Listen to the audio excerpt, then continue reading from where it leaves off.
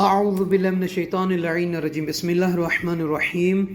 رب اشرح لی صدری ویسر لی امری واحلل عقدۃ من لسانی یفقہوا قولی اللہم صلی علی محمد وآل محمد۔ صاحبان ایمان مومنین و مومنات، اس ویڈیو میں دو وظائف ہیں، دو عمل ہیں، دو اذکار ہیں، وہ بیان کرنا ہے۔ پہلا عمل جس کا تعلق ہے صاحب اولاد ہونے کے لیے، وہ افراد کے جن کے ہاں اولاد نہیں ہیں۔ بہت ساری ویڈیوز ہم نے بنائی ہیں، مگر ایک عمل جسے حشام ابن ابراہیم نے امام رضا علیہ السلام سے شکایت کی ہے، مرض کی، بے اولادی کی، امام رضا علیہ السلام نے انہیں ایک عمل، ایک وظیفہ بیان کیا ہے، وہ بیان کرنا ہے۔ اور ساتھ میں وہ افراد، میاں بیوی، شوہر اور وائف، کہ جن کے درمیان میں آپس میں ناراضگی ہے، ناچاکیاں ہیں، دوریاں ہیں، ایک دوسرے کے ساتھ پیار محبت نہیں بانٹتے، تو وہ چاہتے ہیں کہ ان کے درمیان جو ناراضگی ہے وہ ختم ہو، صلح ہو جائے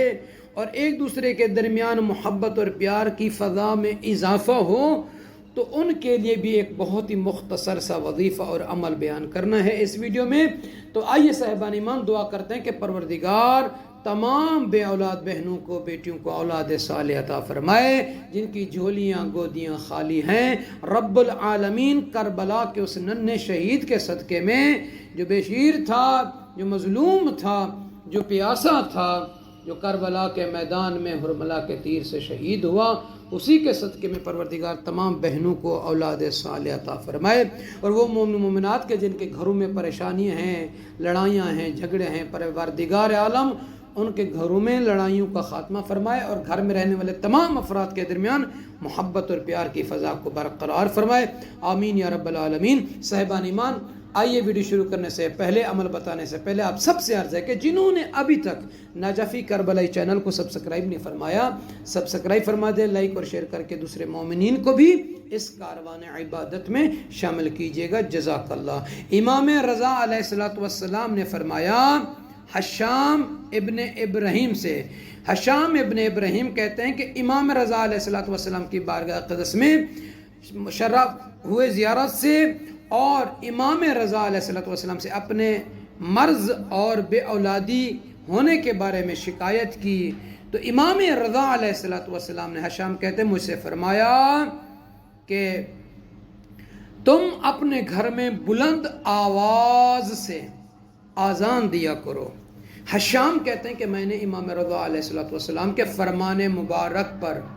عمل کیا، اس کے مطابق، تو اللہ تعالیٰ نے مجھے بیماری سے شفا عطا فرمائی، شفا بخشی اور کثیر اولاد عطا کی۔ یہ فرماتے ہیں کہ امام علیہ السلام نے اسے امر دیا کہ فَأَمَرَهُ أَن يَرْفَعَ صَوْتَهُ بِالْأَذَانِ فِي مَنزِلِهِ، کہ اپنے گھر میں اذان کے ذریعے آواز کو بلند کرو، یعنی اذان کو بلند آواز سے دیا کرو۔ تو فرماتے ہیں قال، حشام کہتے ہیں فَفَعَلْتُ، میں نے ایسا کیا، فَأَذْهَبَ اللَّهُ عَنِّي سُقْمِي، اللہ تعالیٰ نے مجھ سے اس بیماری کو دور فرمایا، مجھے شفا بخشی، وَكَثُرَ وَلْدِي، اور اللہ نے مجھے کثیر اولاد عطا کی۔ آپ بھی بہت مختصر ہے، گھر میں آپ اذان دیا کریں، گھر میں آپ اذان دیں گے تو جن کے ہاں اولاد نہیں ہے اللہ تعالیٰ انہیں شفا بھی دے گا اگر کوئی مرض ہوگی، اور اولاد بھی دے گا جن کے ہاں اولاد نہیں ہے۔ اگر میاں بیوی کے درمیان صاحبان ایمان ناچاکی ہے، ناراضگی ہے اور ایک دوسرے سے دور ہیں، وہ چاہتے ہیں کہ دونوں کے درمیان میں صلح پیدا ہو، دونوں کے درمیان میں ناراضگی کا سلسلہ ختم ہو،